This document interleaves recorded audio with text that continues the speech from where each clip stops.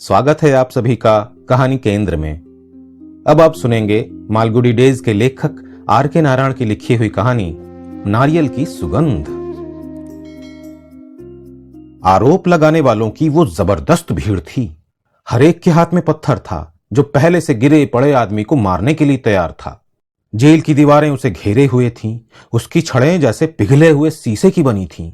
ये जहाज की गोदी भी थी और जेल भी। मुकदमा संक्षिप्त था क्योंकि समय खतरनाक चल रहा था। जेल और गोदी के अंतर का सवाल कैदियों के लिए फिजूल था, सिर्फ इस खतरनाक प्राणी के लिए ही नहीं। उसने चारों तरफ खड़े चेहरों पर नजर डाली, शायद कहीं उम्मीद की किरण दिखाई दे जाए। भूरे बालों वाला चश्मा लगाए बैठा जज अपने चेहरे पर कोई भाव नहीं आने देना चाहता था।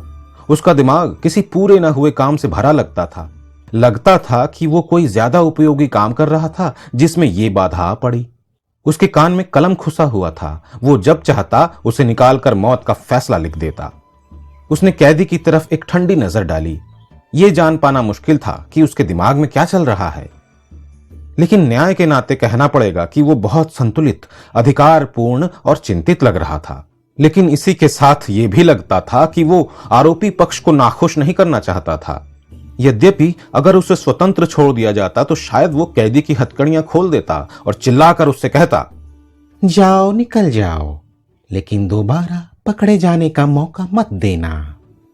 लेकिन ये कैदी के जल रहे दिमाग की इच्छा भर थी। ये जान पाना असंभव था कि जज क्या फैसला देता है। ज्यूरी बहुत गंभीर दिख रही थी और अद्भुत व्यवहार कर रही थी। कभी कभी वे आरोपी पक्ष का जोरदार समर्थन करते, जो प्रक्रिया की दृष्टि से सही नहीं था। यह कहना असंभव लग रहा था कि आरोपी कौन है और जूरी कौन। लग रहा था कि आरोपी पक्ष ही अंतिम फैसला कर लेगा और बचाव पक्ष एक शब्द भी नहीं बोलेगा। बचाव? शायद बचाव की कोई जरूरत ही नहीं थी। बंदी खुद आंखें चलाने के सिवा और कुछ करने में असमर्थ था। आंखें भी उसकी बड़ी बड़ी और गोल थीं, जो शायद इसी काम के लिए बनी थी। उसके चेहरे पर जैसे मुर्दनी छाई थी, फिर भी वो कोशिश कर रहा था कि कोई भाव व्यक्त न करे। सिर्फ उसकी बड़ी बड़ी मूंछों के सिरे फड़क रहे थे। उसके विरोधियों में से किसी ने टिप्पणी की, ये मूंछें इतने जरा से आदमी के चेहरे पर अपने बदन से ज्यादा लंबी मूंछें लगाए फिरता है। कैदी ने समान भाव से ये बात सुन ली। इस समय वो अपने रखरखाव के बारे में कुछ नहीं कर सकता था। इससे कहीं ज्यादा गंभीर आरोप उसके खिलाफ इकट्ठे किए गए थे। उनकी सूची काफी लंबी थी। ये संख्या और प्रकार दोनों दृष्टियों से अनेक थे। आरोपी पक्ष के लोग इतनी जोर से बोल रहे थे कि जज को कहना पड़ा, खामोश, शोर मत कीजिए। एक दफा में एक ही आदमी बोले, सबके एक साथ बोलने की जरूरत नहीं है। जज का यही अकेला अच्छा काम था जो कर पाने में वो समर्थ था। लेकिन इससे कुछ समझ पाना आसान नहीं था और ये वक्त अनुमान लगाने का था भी नहीं।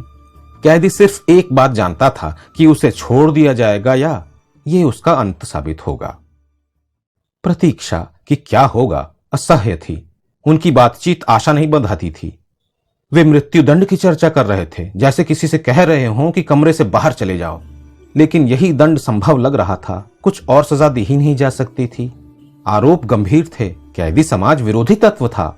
उसकी गतिविधियां गुप्त थीं। वो अंधेरे में ही बाहर निकलता था। वो लूटमार करता था, डाके डालता था, तोड़ फोड़ और विनाश करता था। कुल मिलाकर उसका रिकॉर्ड बहुत ही खराब था। इकट्ठे हुए लोगों में से सबसे छोटे ने अचानक सोचा कि बचाव के लिए कुछ कहा जाए। उसने धीरे से कहा कि मृत्युदंड के बजाय आजीवन देश निकाला दिया जाए। जज ने मुंह सिकोड़ कर कहा, देश निकाला? लेकिन क्यों? वकील ने आंखें मिचकाई। जज ने खुद ही कहा, जिससे ये आदमी बाहर भी यही काम करता रहे। जज का व्यवहार देखकर लोग एकदम चुप हो गए। उसने आगे प्रश्न किया, अगर देश निकाला दिया जाता है तो आप कैसे ये तय करेंगे कि वो फिर चुपचाप वापस नहीं आएगा? इस सारी चर्चा का विषय, जैसा आपने अब तक अनुमान लगा लिया होगा, एक छोटा सा चूहा था जो क्षण भर पहले पिंजड़े में फंस गया था। इसे लोग महीनों से देख रहे थे। इस क्षण तक वो उनकी पकड़ में ही नहीं, नजरों से भी बाहर बना रहा था। रात के ही समय वो घर वालों को परेशान करता था। वो बर्तन खड़काता, जिससे इतना ज्यादा शोर होता कि लोग अक्सर डर कर जाग जाते और सोचते कि चोर घर में घुस आया है। जब शहर में प्लेग फैली तब लोग बहुत भयभीत हो उठे। जब स्टोर रूम में बड़े बड़े हंडे खड़कते तब लगता कि घर में कोई बम रख गया है जो फट रहा है। उनको यह भी डर सताता कि उनके घर में भी प्लेग ना हो जाए जिससे सब मर जाएं। सबसे बुरी बात यह थी कि वो जानता था कि जब स्वास्थ्य विभाग के कर्मचारी घर में चूहे मारने की दवा डालने आए तब कैसे वहां से गायब हो जाया जाए, और जब कुछ समय बाद दवा का असर खत्म हो जाए तब फिर आकर उपद्रव मचाया जाए। वो बड़ा चतुर चूहा था और शतरंज के कुशल खिलाड़ी की तरह हर समय विरोधी चालों को मात देता रहता था। उन्होंने उसे पहले पिंजरे में घेरने की कोशिश की और आकर्षित करने के लिए प्याज में घी लगाकर रखा। उसने बड़ी कुशलता से ऊपर का छिलका कुतर कुतर कर खा लिया, जिससे जाल खोलने का बटन प्रभावित नहीं हुआ। लोगों ने देखा तो वे हाथ मल कर रह गए। इतना छोटा पर चालाक चूहा तो मनुष्य मात्र को नष्ट कर सकता है। किसी दिन ये सोते समय सारे परिवार को कुतर कर खा सकता है, और सच्चाई ये है कि उसने इसकी कोशिश भी की थी।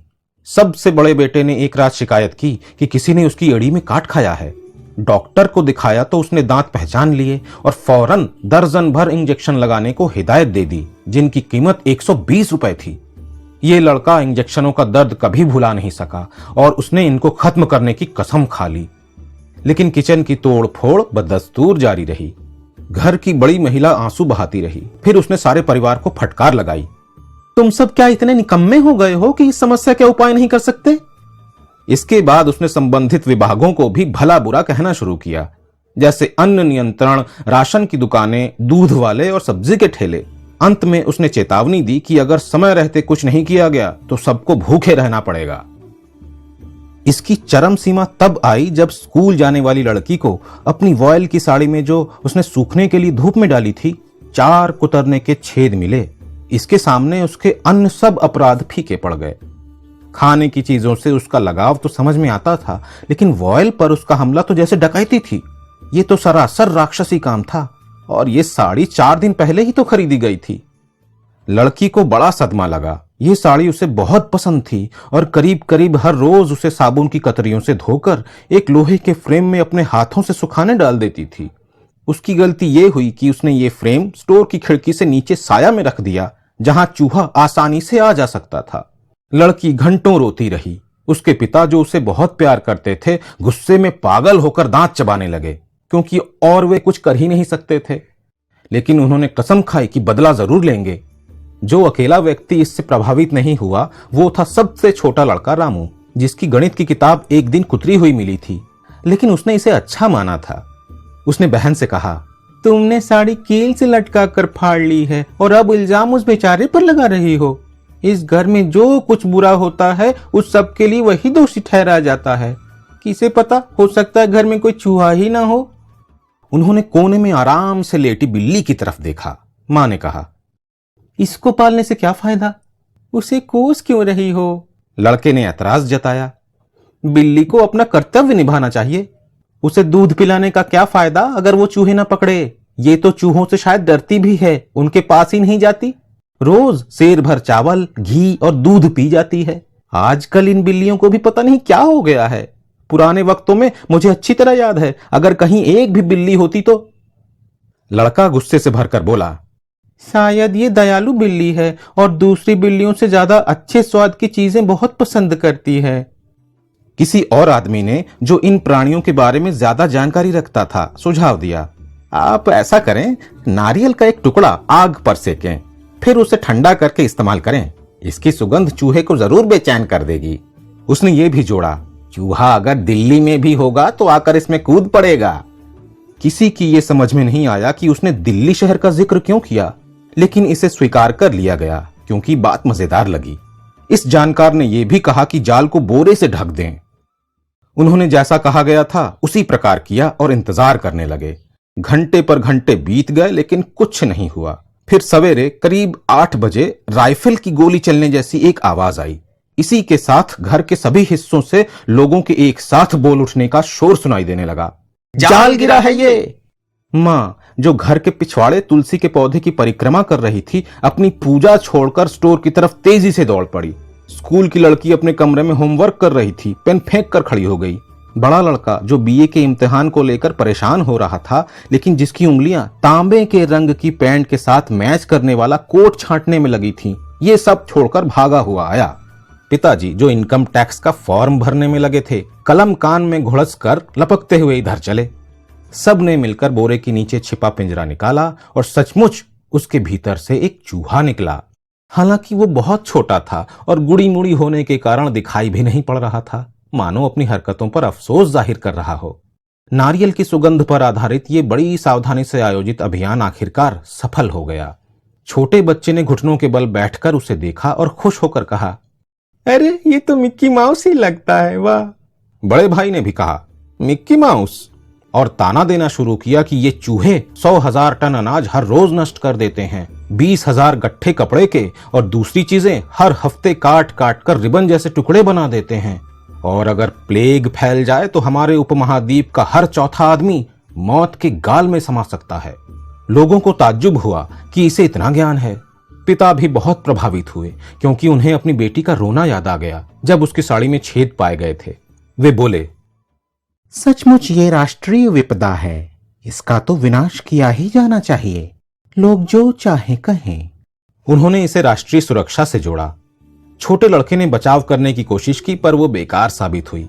उससे कह दिया गया कि अब वो चूहों का पक्ष बिल्कुल ना ले। सब 1 मिनट के लिए चुप खड़े रहे। पिता ने कान में लगा कलम ऊपर नीचे किया, अपना चश्मा ठीक से लगाया और फैसला देने से पहले अपना गला साफ किया। फिर कहा, नौकर से कहो कि इसे पिछवाड़े ले जाए और पानी के एक बर्तन में डुबो दे। ये कहते हुए वे बड़े गंभीर नजर आ रहे थे और ये कहकर वे तुरंत अदालत छोड़कर चले गए और लोग भी बिखरने लगे। छोटा बच्चा सोचने लगा कि पिंजरे के पास चुपचाप पहुंचकर उसका दरवाजा क्यों ना खोल दे। बड़े भाई को इसका संदेह था और वो चौकीदार की तरह वहीं खड़ा रहा। सबसे छोटा बच्चा धीरे धीरे घुटनों के बल आगे बढ़ा और नौकर के कदमों की पदचाप सुनने लगा। वो जानता था कि वो पिंजरा लेने आएगा और उसे मृत्यु स्थल तक ले जाएगा, इसलिए क्या वो यहां से भाग जाए? लेकिन अपनी उत्सुकता न दबा पाने के कारण वो देखता रहा कि नौकर ने पिंजरा उठाया और उसे लेकर बाहर निकल गया।